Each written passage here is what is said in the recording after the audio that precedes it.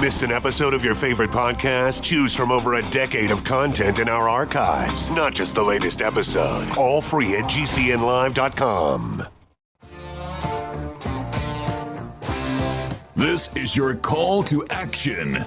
Get prepared, America. Economy, survival, energy, disasters. This is USAPrepares.com. Informative radio, educational radio. Interact now by emailing instructor@USAPrepares.com or text at 434-390-7953. Class, please take your seats. Now, your instructor, Vincent Finelli. Everyone all set? Cocked? Locked? Here we go. Your dial's set correctly to USAPrepares.com. We broadcast 2 hours Monday through Friday from high atop the Missouri Ozark Mountains. If you'd like to call us, 866-582-9933, 866-582-9933.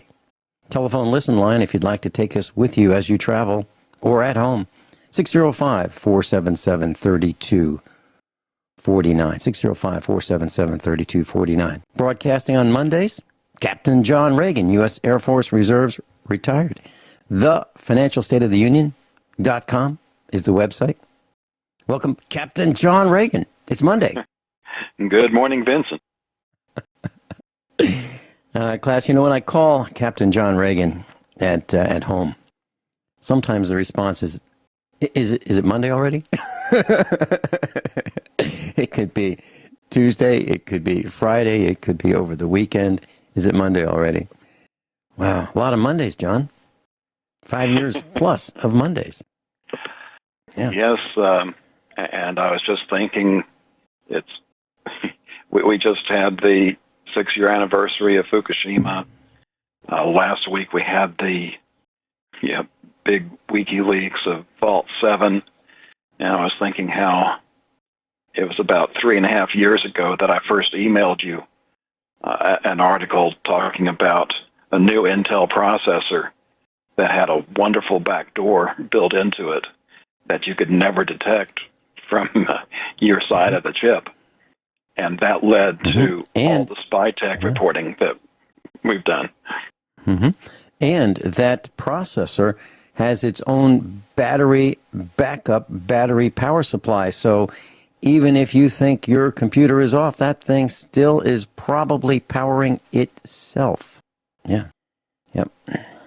So, backdoors, spying. And at the top of the hour news, John, they were talking about California. It looks like we'll probably be seeing driverless cars by the end of the year in California. Now, I know a lot of things happen first in California. I know. I used to live there. I survived about 18 months in California. I really didn't like it. And those were the days when we were manufacturing, designing, and coming up with original creative designs in satellite communications equipment. And but California seemed foreign to me. It really did. Lifestyle was foreign, and a lot of things that just the traditions that we have and on the East Coast were so different from California. For example, Easter. For Easter, you know what you do? You go out to eat. Thanksgiving, you go out to eat. Christmas, get your restaurant reservations early because the restaurants fill up on Christmas. It seems so foreign to me. To me, Christmas, Thanksgiving, Easter, those are, days you spend at home with the family. Many people cook turkey and have turkey as a family. Now it was more the tradition in the 1950s and the 1960s, probably through the 70s and 80s. But that's what we still do here at the farmhouse in Missouri. We still have those days as family days, for sure. Of course, more than that, but those days for sure. Your thoughts, John? Well, I was just thinking about the driverless cars. They're doing the testing in California. We have yet to see how well they're going to do when you get into the Midwest, like where you are, and those sensors get encrusted with ice and snow. How well will they be able to see where they're going? And dust and how are they going to handle those big John Deere tractors with the implements attached to them? How are they going to handle being in a 55-mile-an-hour zone with a tractor that's way different shape from a semi or a taxi cab or a pickup truck or a standard automobile? How are they going to handle that? Wider than normal load going more slowly than normal. How are they going to handle that? And on these, 2-lane roads, 1 lane each way, how are they going to handle it? It'd be interesting. I don't like the idea of a driverless car. I mean, I'm not crazy about some of the drivers I see, and I see more aggression on the road than ever before. But I'm not crazy about driverless cars. And there's another thing I'd like to know. Do they have different selectors where you can say, tell your car exactly how you want it to behave? I want you to behave politely and nicely and, yield to the other person 100% of the time? Or can you select an aggressive mode? Like, I'm in a hurry. I don't care about anybody else. I'm in a hurry. I want to get this thing moving. I need to get to point B now. I mean, is there that option? There are a lot of things to think about, right, John? Options? Peons don't get options. No, I call them peed-ons. Yeah, like we've been peed on. Yeah. Okay, John, I'm looking at the resources. I'm at the financialstateoftheunion.com, the news tab, resources for today. And I hear, you're going to be speaking end of this month. And that's coming very quickly. In fact, 3 weeks from today, it'll be after the conference. Yeah. Here at the Watchman, here in Dallas, March 31st through April 2nd. As far as I know, there are still some tickets available. Use the coupon code Regan, RAGAN, for $20 off tickets. They are also offering the live streaming. The current pricing is $39. I believe that's going up to $49 this Wednesday. And if you use the coupon code Regan5, RAGAN5, you get 5% off the streaming, and it's also good for 30 days after the conference. So you can, if you can't afford to attend or can't take the time off, you can get the streaming version of it for a very reasonable price. John, when I've been to conventions, whether it be one of ours or I attend as a guest or a speaker, one of the things that I found is really important is the networking component of those conventions, meaning being there on site. If possible, that's the way to go because you can shake hands, you can meet, you can see eye to eye, and you can actually talk to the speakers. And I found that other attendees are fascinating as well and provide a wealth of information. Is that what you have determined as well, or do you think it's different? Yes, and the other thing is when you work your way up to being into that speaker group, and they have the separate speaker dinners, that which is really the only time that you have to interact with the other speakers on that level, because once the conference starts, it is busy from start to end. Mm-hmm. And the schedule is up. If you go to the Hear the Watchman site and click on schedule, you can see all the topics. And it starts 9 a.m. on Friday and goes all the way to 6 p.m. on Sunday. One of my favorite parts of our convention, the Get Prepared Expo, was Friday night, the opening day, the dinner that we would have. And I would start with the microphone, introduce myself for just a couple minutes, introduce the expo, and say, coming up next will be your speakers. And also the exhibitors, and we'll just take 2 minutes each, just 2 minutes each, actually 1 to 2 minutes each. And we'll introduce ourselves as to why we're here and what you'll learn if you come to that particular seminar. And the fascinating thing was, that was the way we could figure out where we were going to spend our time as guests to learn, because there were so many seminars. And we were running 4, 5, 6, 7, or 8 seminars at a time. And so husbands and wives would even split up because they wanted to go to as many seminars as possible and take notes. But the thing is, just 1 or 2 minutes apiece took about 3 hours just to get through the introductions as to who was there and who was speaking and who was exhibiting. It was absolutely awesome. That was probably one of my very favorite, well, I think it was my favorite part of the Get Prepared Expo, as, you know, someone who participated in learning. So, John, where would you like to start today? Well, it's interesting. NASA has released its software to the public. You still have to go and order it from them, but they're not charging. And if you want that software catalog, I've got a link there. Get your NASA software. You can download the PDF and peruse it. So if you want to start your own space agency, you can get the software anyway. The engineers and the rockets are up to you. Mm-hmm. Mm-hmm. Okay. So do you have a highlight of what some of these software applications are? Are they for smartphones or are they for PCs? Where do they go? I would imagine most of it's PC-based. They have the software divided up into areas.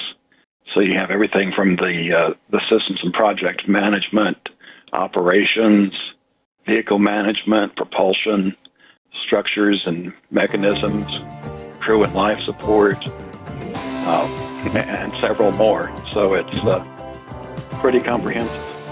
Okay. All right. We'll be right back with Captain John Ragan right after these few short commercial announcements. Captain John Ragan's with us. So, John, looks like we need an upgrade to our infrastructure to bring it up to just good condition, right? What, do you want roads with that? I'll tell you what, I remember driving on the West Virginia Turnpike, and I remember stopping at the toll booth, and the tolls were really expensive. They lowered the tolls, and I stopped at the toll booth, and I said, have you ever seen anybody important? Have you met Senator Byrd from West Virginia? Has he come through here? And the guy said, no. And I said, yeah, I know. Because if he did, you'd fix these roads. They were terrible. They were so bad. The holes, the potholes, the bumps, they were so bad. I was pulling a trailer back and forth across the West Virginia Turnpike coming from Virginia to Missouri when we were moving here about 11 years ago.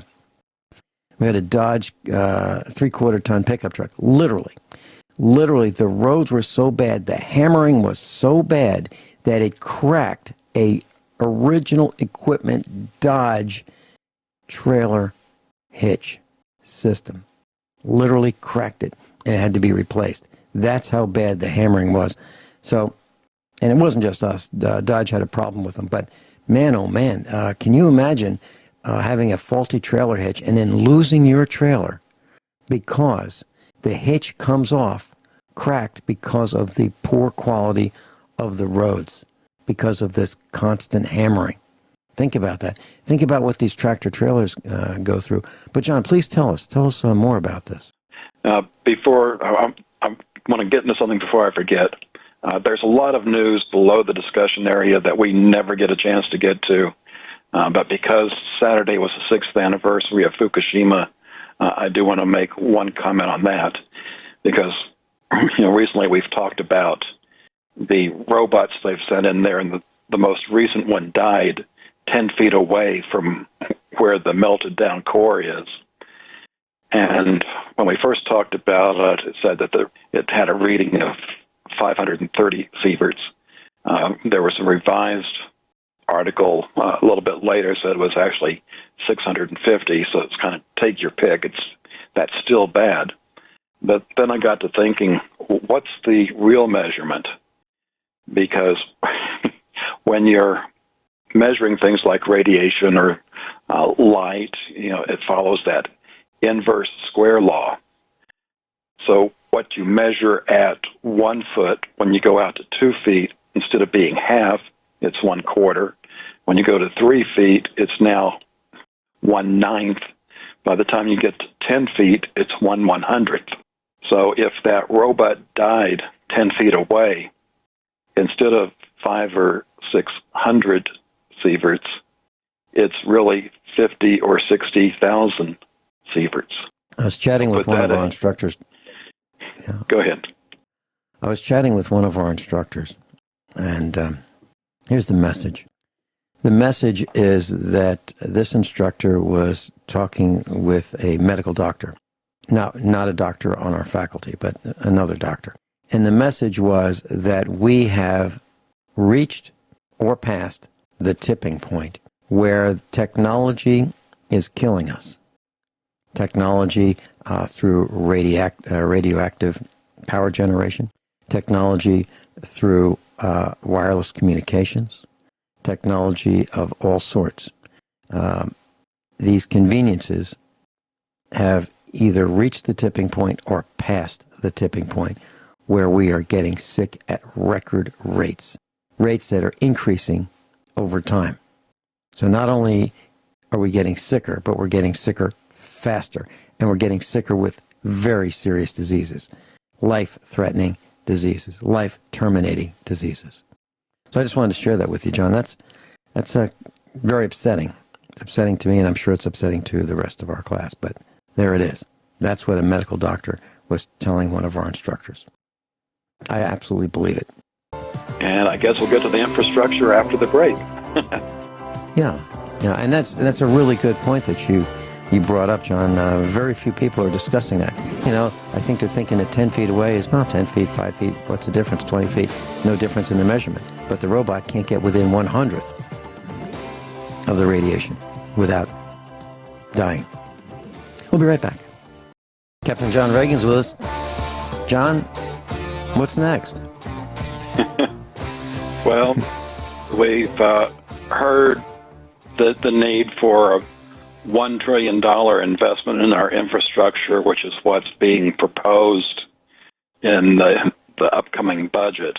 But it turns out, if you want to just bring things up to a B, not even A level, just to be adequate by 2025, it would take an investment of more than $4.5 trillion. And this is presented by the American Society of Civil Engineers, who are the people that design infrastructure, so you would think that they know what they're talking about. So it's not an impossible $1 trillion we got to come up with. It's 4.5 times that. And Trump is already talking about wanting to do public-private partnerships. There's an article down under the bigger picture section called Affordable Water that talks about these public-private partnerships that cities have done with replacing their water infrastructure, and how water bills are now several $100s a month. Of course, with the roads, just imagine with installing the V2V and the V2X that we've talked about in the cars, so it knows where you are, even if it's not a self-driving car, so that they can tax you by the mile. And in fact, they can even change that rate depending on if you're driving on one of these new public-private partnership roads. So, speak now or guess who's going to get your wallet. I was traveling on a highway in Virginia, heading north toward Washington, D.C. And there was a sign in the left lane of this major highway that posted the toll rate at that moment. And I have seen, it's unbelievable how the tolls can change based on the traffic. And it can go as high as, and I've seen on the internet, $66. If I remember correctly, $66. I saw it in the $30 neighborhood. And our daughter was in the vehicle, and I said, "Is this for real? Is this a joke?" And that was in the 30s. And she said, "Yeah." And that's why we were in the right lane, because we were not taking that express route. Now I wonder if our government employees feel the need to take that express route because they're in such a big hurry to do, the business of the people. And are we getting billed for that? Unbelievable how much tolls cost. I thought it was an outrage when they put in the first tolls at 25 cents, where you throw your quarter into that little basket. I thought that was unbelievable. Then it was 50, and then 75, and then $1. Then they put more tolls in, so you'd have, more toll booths, so they're more frequent. So not only did they start out at a lower price, they increased the price of traveling on these roads. And when these roads were built, many of them started out with, we're just going to put some toll booths in until we pay for the road, and then once we pay for it, we'll pull these toll booths out. No, that's not what they did. They increased the number of toll booths, and they increased the rate, they increased the price per toll. That's what happens. Just like sales tax. That's what they've done to us, right, John? Yeah, and you look at it's kind of like lab rat. They learn how to do something for G's, and here they have us throw a quarter in. Hey, no problem. Put 50 cents in, no problem. Put $1 in, no problem. So now they're up to $30. Hey, right. We never learned. When you're talking about this 4.59 trillion with a T dollar investment in the infrastructure to bring us up to just good. I remember getting the grade of B in elementary school, and that was just good. Excellent would be an A. But just to bring us up to B, we're talking about what kind of infrastructure? Bridges and pipes and roads and dams. That's what we're talking about for infrastructure.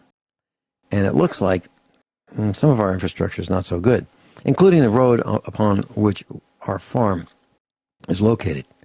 Potholes, if we just had potholes, that would be kind of nice. We don't even have pavement on our roads. Not only don't we have pavement, our road in front of our farm is not wide enough for two vehicles to pass while moving. One of them has to stop. So if two vehicles are approaching each other, one vehicle stops over to the side of the road, just short of going in the ditch, while the other vehicle moves slowly past. That's our road. Now, I'm not saying that it was that way when we bought it. So it's not that our roads have deteriorated. It's just that some people don't even have paved roads. And who would that be? Well, that'd be us. And there are a lot of farms that don't have paved roads. By the way, John, over the weekend we got some news that there is a farm supply company in the next town over. Long-established farm supply company in town. And you could buy supplies for your horses, you could buy cattle waterers, you could buy fencing products, you could buy fencing panels, you could buy fence gates, 14 feet wide. Most of the things that you need for farming, you could buy at this farm supply company. It's an independent company. It's not one of these chains.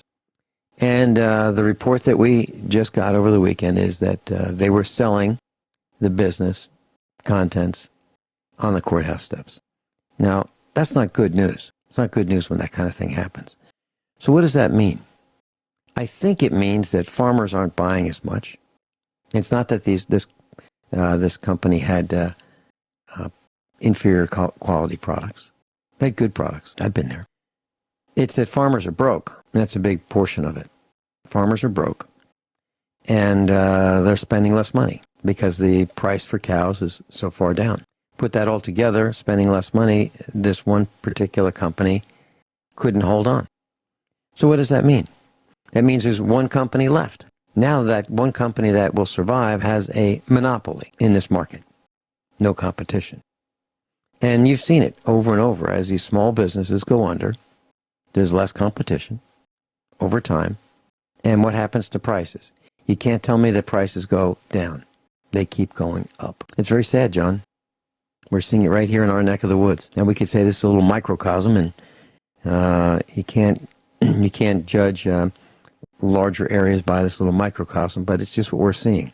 So if we want to go someplace else to get the same supplies that we could get there, we can do that. Instead of 20 miles, it's 50 or 60 miles. There's a couple of articles down in the preparedness section talking about the fires in Kansas. And it talks about how some farmers have lost 80 to 90% of their cattle. Mm-hmm. And further went into how this one farmer, grabbed his shells and went out and, found some of his cows that were still alive and put them out of their misery. I can't even begin to imagine how emotional that must have been.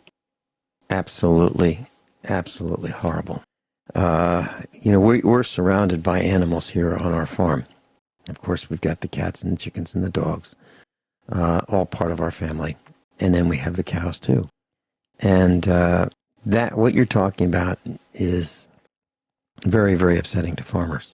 It's like probably one of the top most upsetting things, having to kill animals that are in pain, that is not repairable. Next is losing the farm.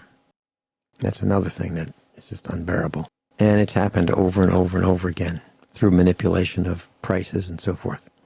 Cattle prices are so low, we're going to see more and more, in my opinion, we're going to see more and more farmers go under. I was at the Chinese factory outlet several days ago, and a dozen eggs was priced at 50 cents a dozen.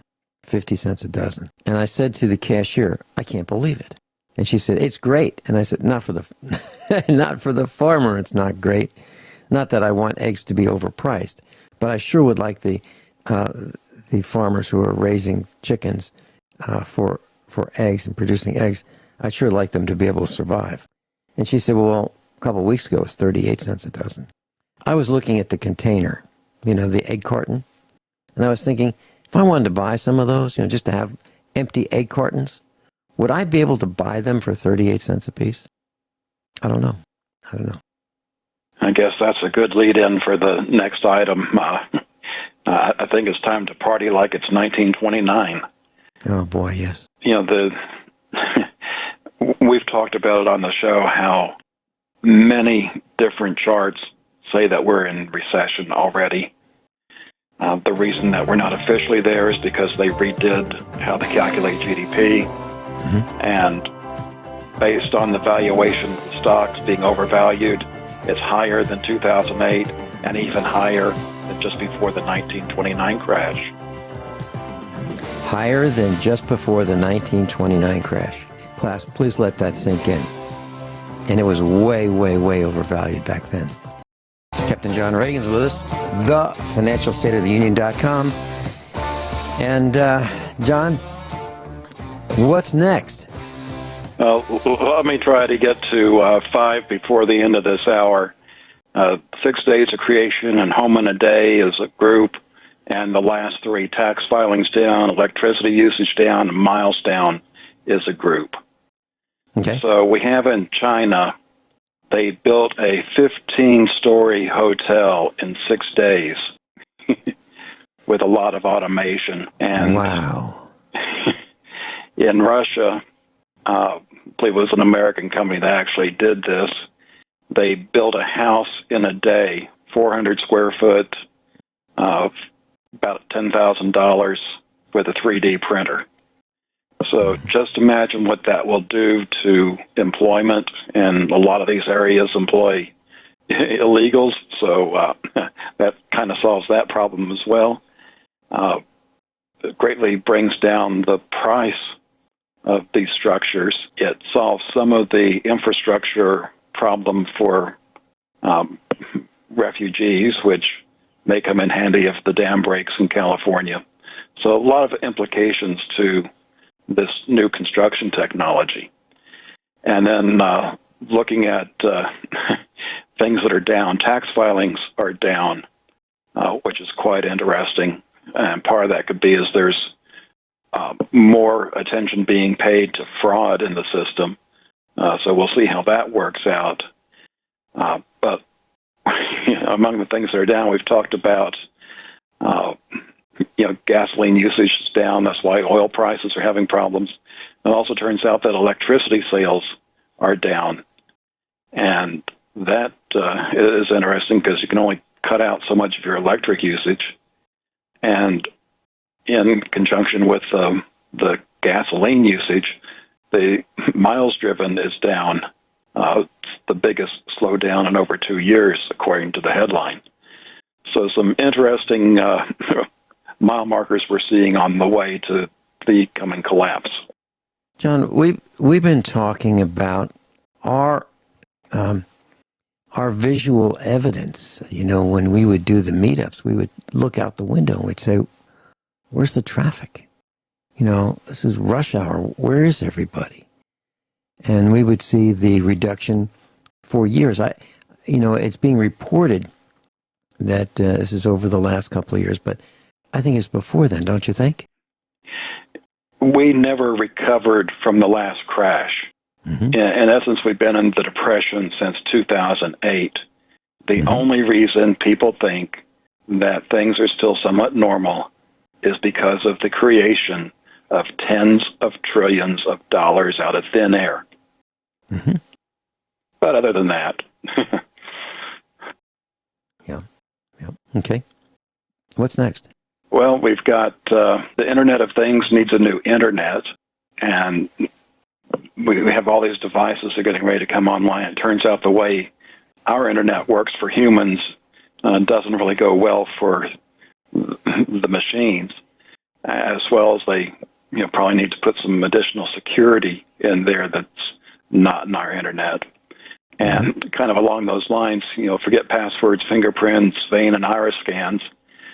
They're going to use your brain as a password. So they'll have a device where your ear reads your EKG, and if you think that that's dangerous because they could just kidnap you and put you in front of the ATM and force you to take money out, well, because of that duress that you're under, your normal EEG would be off, and therefore the brain scan wouldn't work as the password. And are you going to tell us about cows, this wearable technology to stick it on their tail? Yeah, it's the Internet of everything, including the cows. Tells you when your cows are going to give birth. We don't do it that way. We don't have a sensor on the cow's tail. We actually go out and talk to our cows every day, 3 times a day at least. We're out there with the cows, saying hello and making sure that they're all okay, not just giving birth. We actually pay attention to our animals. We'll be right back. Captain John Ragan's with us. Everyone all set? Cocked, locked, hour number 2 of USAPrepares.com with Captain John Ragan. Class, if you're wondering what I do during the commercial breaks, during the top of the hour news, I ran downstairs, I ran into the garage, I had a car up on the lift, and I finished doing the work I was going to do on that car, and I removed the auxiliary support post and lowered the car off the lift. That's what I did during the commercial break. And let me just share this with you. I think this you might find as a tip. There are balancing weights on drive shafts, and I noticed on the underside of an 18-year-old Mercedes with a couple 100,000 miles on it, 250-something thousand miles on it, an ML320, that one of the weights, the balance weights, must have flown off the drive shaft. It's a steel drive shaft. And there was a rust mark where the weight was, right next to another weight. So what I did was I found a washer that was about the same diameter and my estimation is about the same weight. Cleaned off the drive shaft with a wire wheel, and I epoxied a washer in the same place as where the weight was. So it won't be exact, but it'll be a lot better than not having the weight at all. And what I did was I epoxied it with a JB weld. I formed the washer in a vise so that it would have the same contour as the outside of the drive shaft. And then I used a hose clamp, a large hose clamp, to secure tightly that washer with the JB weld to the drive shaft. And of course, I cleaned the washer really well with a wire brush and carburetor cleaner, and did the same with the drive shaft. And then I used 3 or 4 thicknesses of wax paper between the hose clamp that held, and I'm talking about one of those screw type hose clamps that held the hose clamp to the drive shaft, and it cured overnight. I took the hose clamp and the wax paper off, lowered it, and we're good to go. So there's a tip. And by the way, if you don't have the washer and you don't have the JB Weld, you could use the screw part of the hose clamp as the weight. Just make sure you trim off all the excess of the hose clamp that where the hose clamp is larger than the absolute minimum diameter you need for the hose clamp to attach to the drive shaft. Make sure it's really secure so it won't spin, and maybe you could use that as your counterbalance weight as well. Just a thought. Captain John Ragan's with us. Captain, what's next? Well, we've talked about the Internet of Things for a while around here. I call it the Internet of Everything, and it really is. And if you don't believe that, the top story I have for hour 2, there's a moo call device that will send messages and email alerts when a cow is about to give birth. Now, in the scheme of things, this is what I'd already call old technology, because when we get to the Internet of Things, it's going to be based off the new 5G technology. We're currently using 4G on our cell phones, and the 5G is going to be even more pervasive and invasive. So you can imagine devices either attached to or implanted with all the animals. You'll have drones surveilling all the crops. And when I say that the food supply is going to be blockchained to control who has what, it's not science fiction. It's coming. It's part of the agenda. Vincent? Yeah, John, and the speeds that we're talking about, 5G will be as much as 1,000 times faster than 4G. Huge difference, right? Huge difference. And, there originally, I guess there was G, which we don't talk about, and then 2G, 3G, 4G, and now 5G. So faster. And the faster these transmissions can be, the more data can be sent over the same amount of time. And the more data, I'm sure, will be sent over during the same amount of time. So more tracking, more spying, more data, more potential health problems, all because, what, convenience? All because we want to be up to the minute. And you know what? You really don't have to be up to the minute. You really don't have to have instantaneous communications. You really don't. And I think it's making our lives way more stressful. And you can do away with it. I mean, you can say no by not adopting it. And that's what I'm doing. I'm going backwards in technology.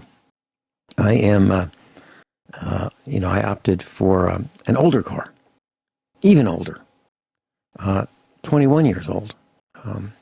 That's my daily driver, 21 years old. It does not have the communications with the satellite, doesn't have the ability to be tracked by satellite unless someone sticks some tracking device on my vehicle. It's an old Mercedes E300 diesel, and it has mostly mechanical systems. That's where I want to be, because I can fix them.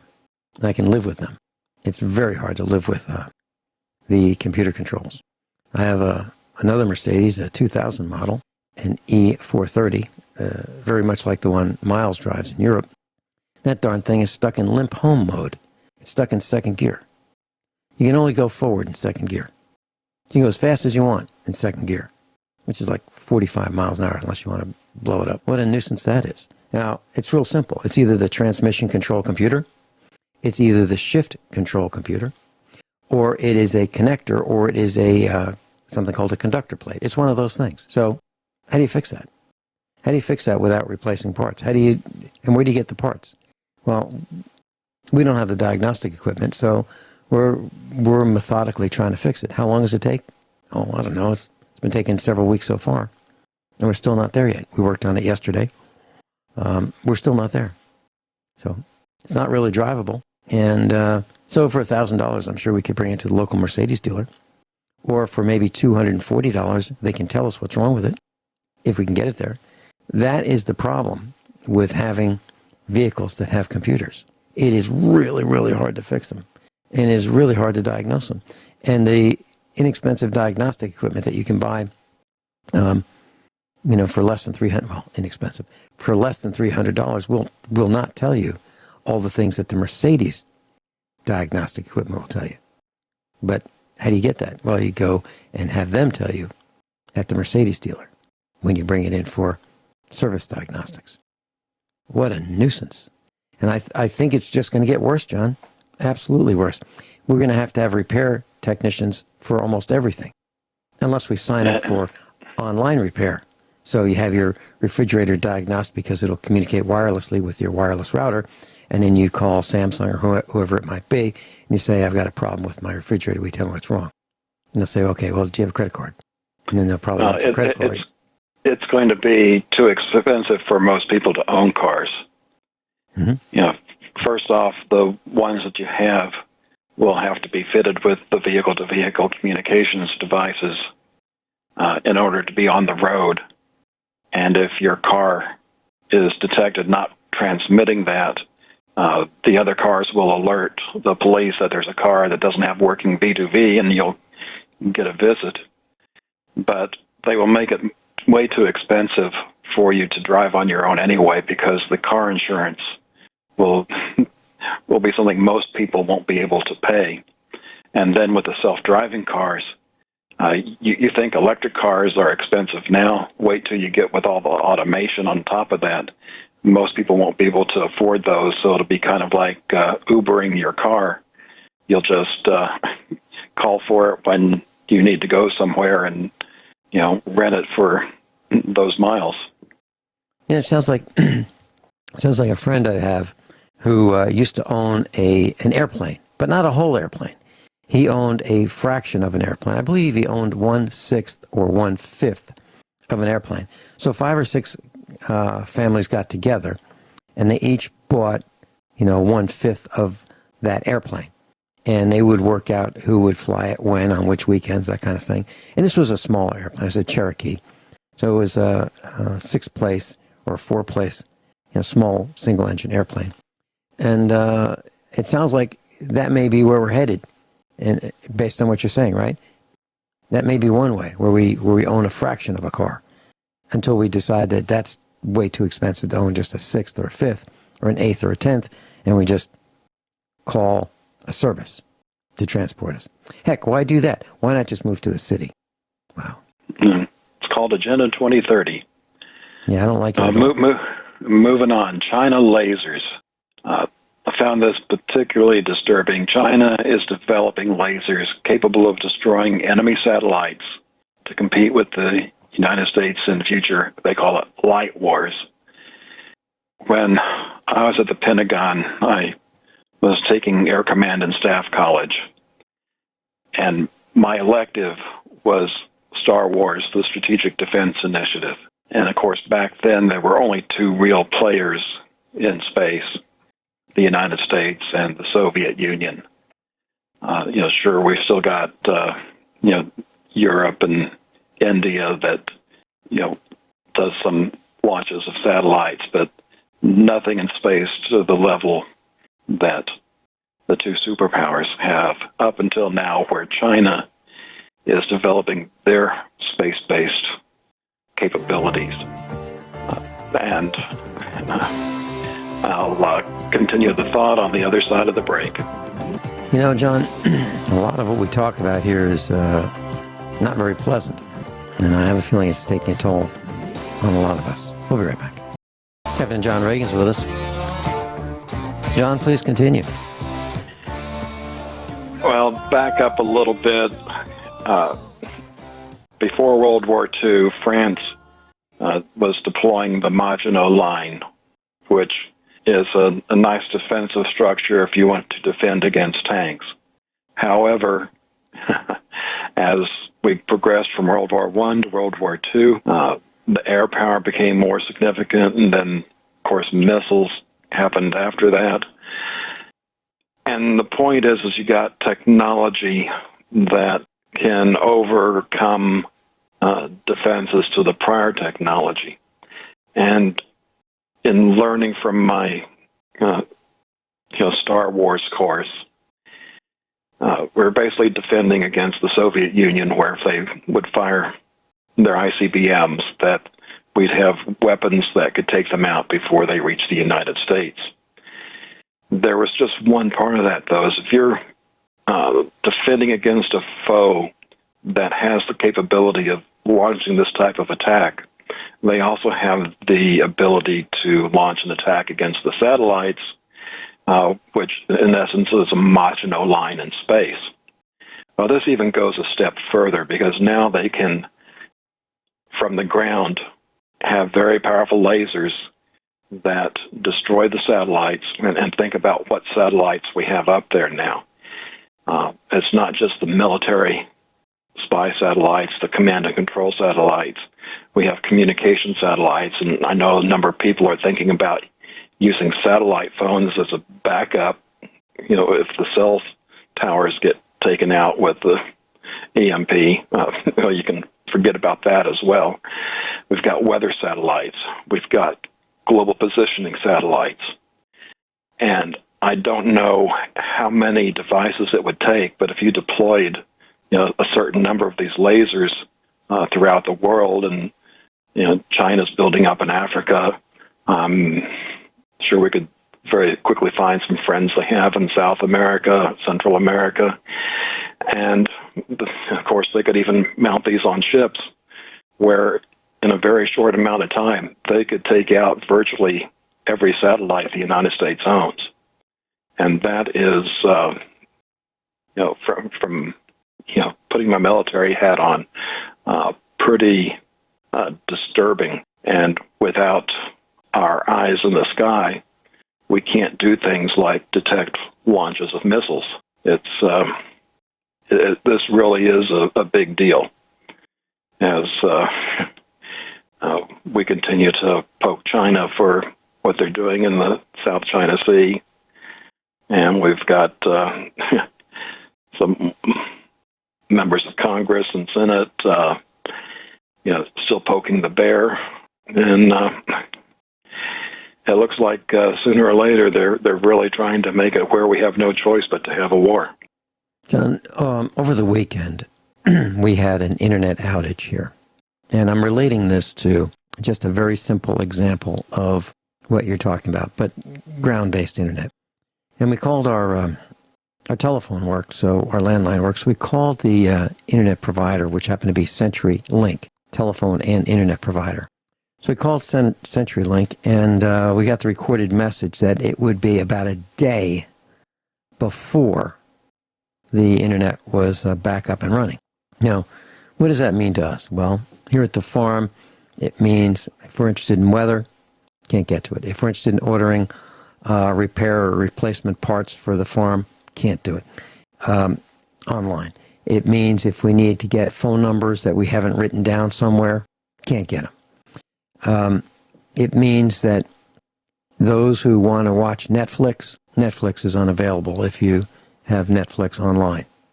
So it's just a very, and couldn't broadcast. You and I wouldn't be able to communicate about what's on thefinancialstateoftheunion.com. And just think about emails. Can you send an email without the internet? I don't think so. Not if that's all you have is landline-based internet. And we couldn't broadcast, of course. So we have become really dependent on that. And then add to that satellite communications, knowing where we are with our GPS systems, as John mentioned.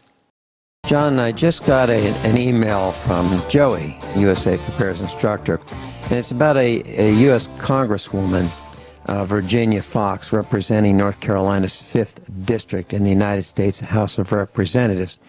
And it says, new GOP bill, this is blacklisted news, new GOP bill lets companies force employees to take genetic tests.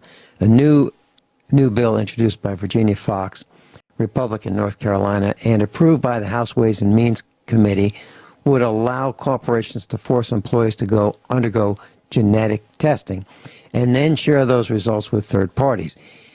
In theory, this is already illegal thanks to a 2008 law known as GINA. This type of behavior is also regulated by the Americans with Disabilities Act, ADA. The new House bill, H.R. 1313, gets around the issue by preemptively declaring that the workplace wellness programs offered in conjunction with employers-sponsored health care plan shall be considered to be in compliance with GINA, the ADA, and other workplace protections. So, here we have a new bill that may become law that will allow companies to force employees to take genetic testing. Just wanted to share that with you. We don't know much more than that at this point. Meanwhile, out of the UK, and why this is significant is we often see the plans being put in place go into places like the UK and Canada and Australia first, and then you see them come to the United States. Right. Well, the Bible is criminal. There were a couple of preachers, reading out of the King James Bible, and they've been found guilty under the Crime and Disorder Act of 1998, and the prosecutor is quoted to say to someone that Jesus is the only God is not a matter of truth. To the extent that they are saying that the only way to God is through Jesus, that cannot be a truth. So there you have it. The government of the United Kingdom declares that Jesus is a liar. And, of course, we have Aaron Brummett, USA Preparedness instructor, who has been arrested many times, and they show him in the same kind of hinged handcuffs as in this post that you've linked to on your website, thefinancialstateoftheunion.com. Getting back to spy tech, the emotional artificial intelligence, they are now being able to develop these AIs that tie into your emotions and can even make you cry. So think about how that will be even more coercive than some of the things that they're doing now. It's all about manipulation. Yeah, think about how that can be extrapolated into court, and they can make certain people cry on command to influence the outcome of a jury's decision, right? Well, on the, I guess you might call this good news, USB protection.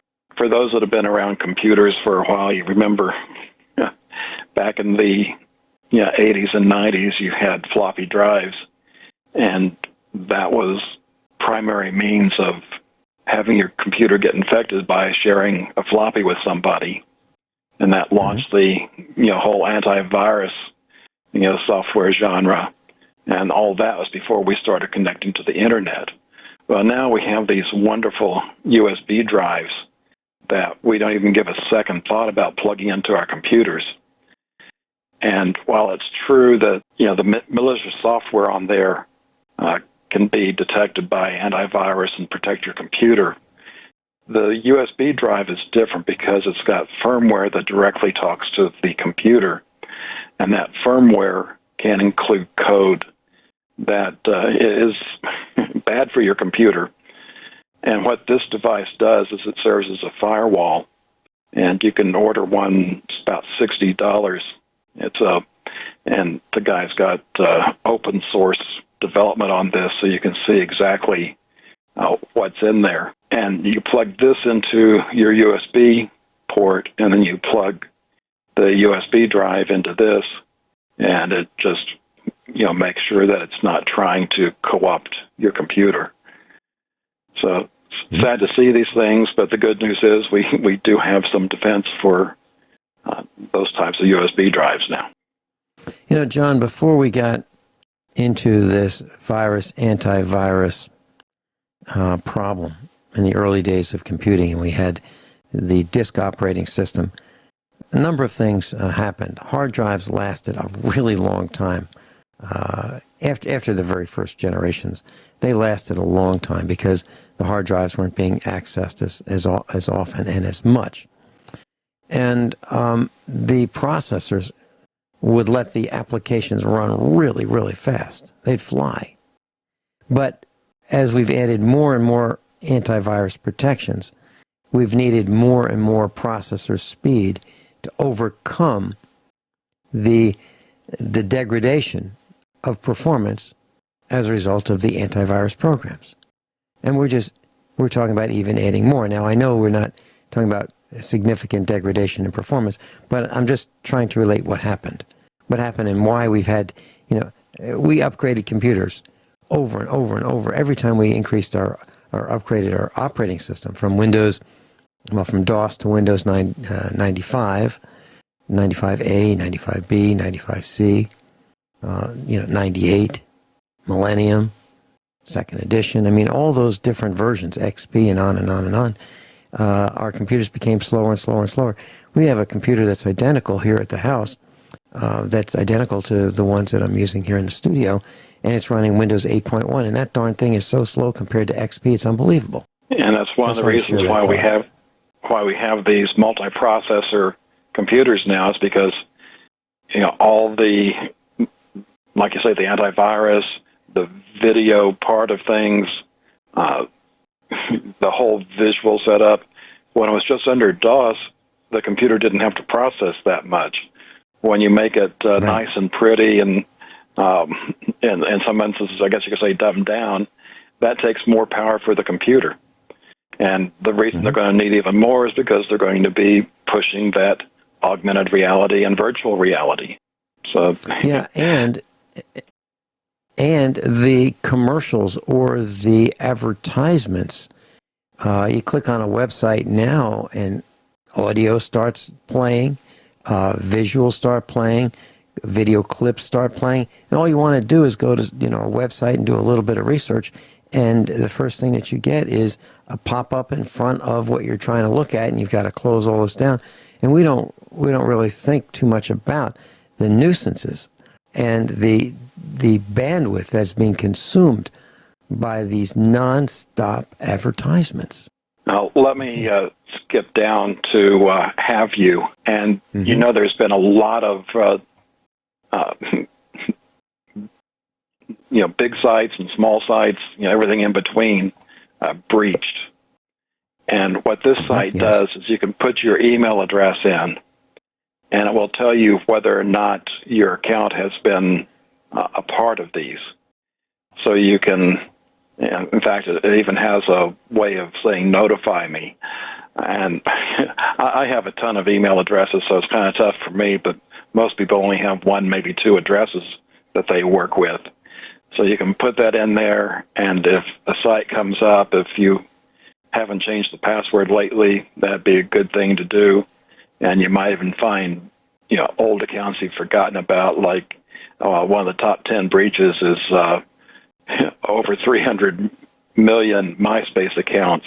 Who uses MySpace anymore? Just go in there, cancel your account, and you can forget about that one. So a nice tool for you to use, again, to help protect yourself. Okay.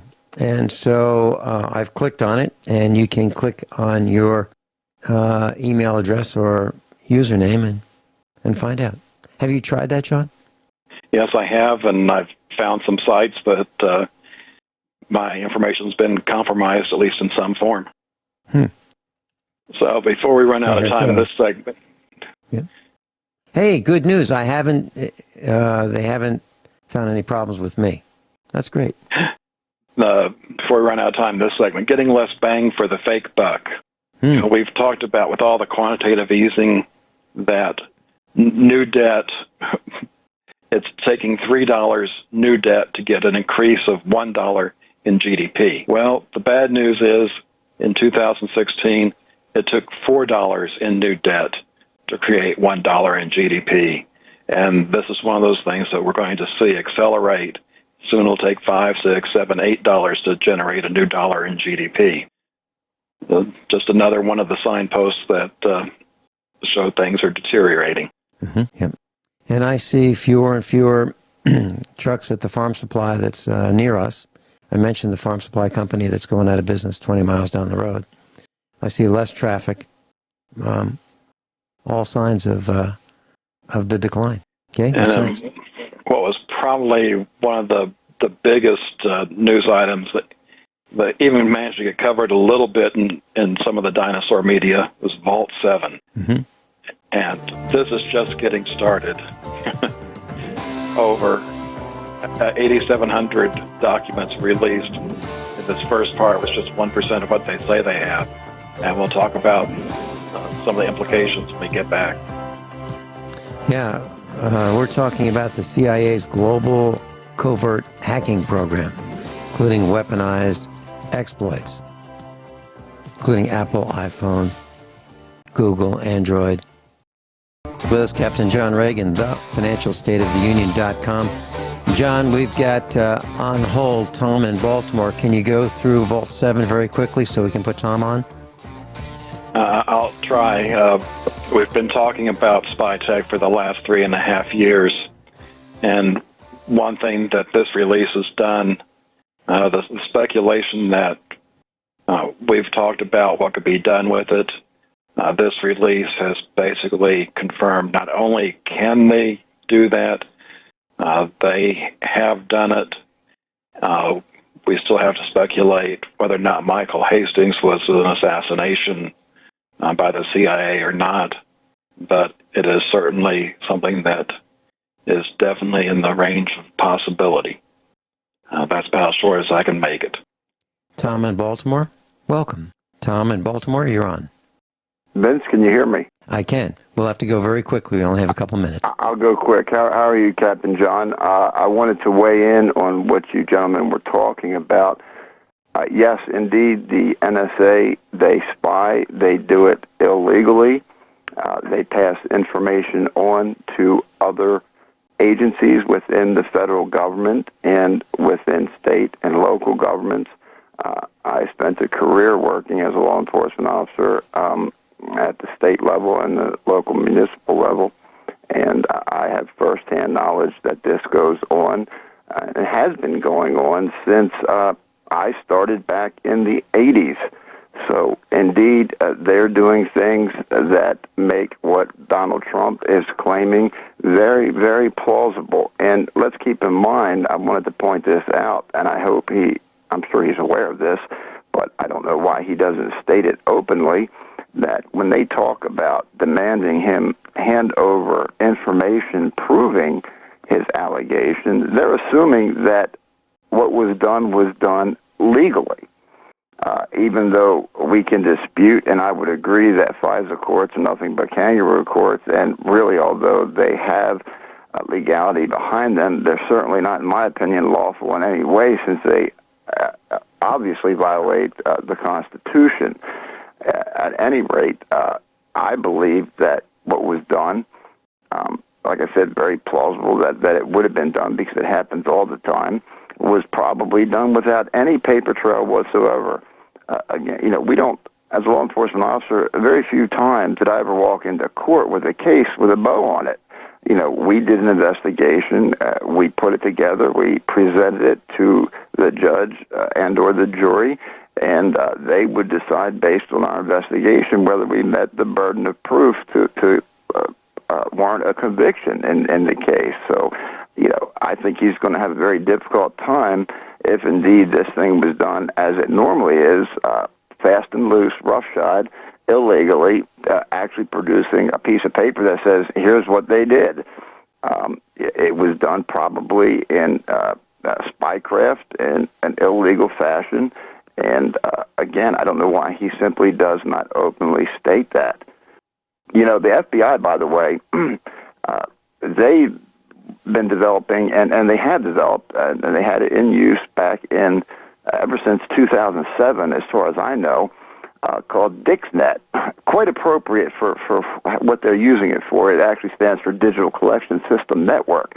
And Vince, this might have something to do with your problems with the Internet.